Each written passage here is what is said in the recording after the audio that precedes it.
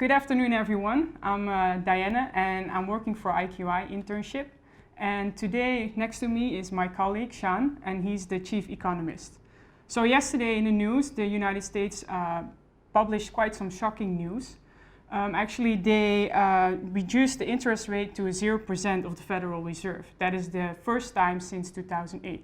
So can you elaborate a bit on what's happening? Diane, it was perfectly in line with market forces. The market thought that Fed is going to decrease interest rate because of two reasons.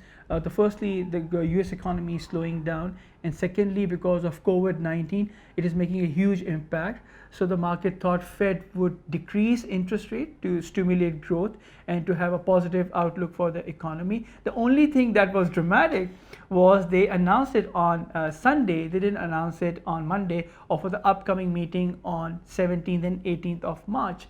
So that could be a tactical move, I would say, to gauge investors' reaction. As of today, that is Monday, tonight the markets will open and they will see how investors would react. I see investors would react positively. It could have some negative implications, but overall I think it was expected from US Fed.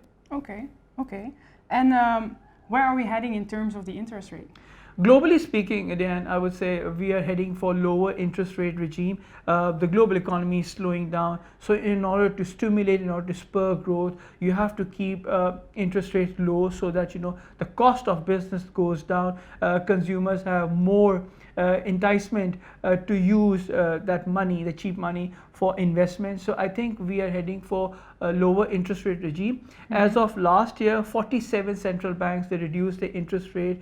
In the last 70 days, 27 central banks globally have reduced the interest rate, including Malaysia, including many other countries like Philippines and now US. So I think we are heading for lower interest rate regime for the next 2 to 3 years. Okay, very interesting actually. So what is the role of the monetary and fiscal policies in these turbulent times? Yes, that's an interesting one. The role of monetary policy and fiscal policy have become very important in these turbulent and tempestuous times. As you know, monetary policy rests with the central bank and fiscal policy rests with the government. So you cannot take sides and say, okay, monetary policy can stimulate growth. You have to amalgamate, you have to combine these two policies together, and these are the only two policy levers that governments and central banks have in order to kickstart the economy. So I think the role of monetary policy and fiscal policy have become very important.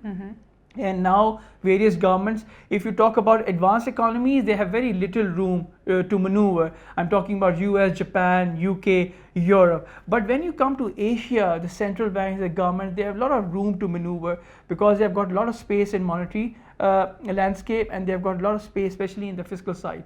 So I think Asian governments still have a lot of room to play around. So I think I feel at IQI that Asia is the future, and Asia will move much ahead faster in terms of GDP growth for the next 2 to 3 years, while I see advanced economies slowing down. So in advanced economies, either you have zero growth or very slow growth. Yeah.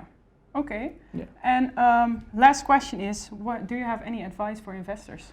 I would say investors to stay calm. In every bad times you have good opportunities. Yeah. So investors who understand history and economics, those sophisticated, those sagacious, those smart investors, they have always taken position in two asset classes. One is real estate and the other is gold. And if you pick up the latest issue of Financial Times and Economist magazine and Wall Street, most of those institutional investors, those high net worth clients, the sovereign wealth funds, the endowments, they have started taking position in tangible assets. So I think real estate and gold and cash, these three asset classes will continue to be on the investors' radar for the next 3 to 4 years. So I would say investors should stay calm, understand the market, try to gather market intelligence report, and stay ahead of the curve with IQI. Okay, thank you very much Thank for you. your valuable intel.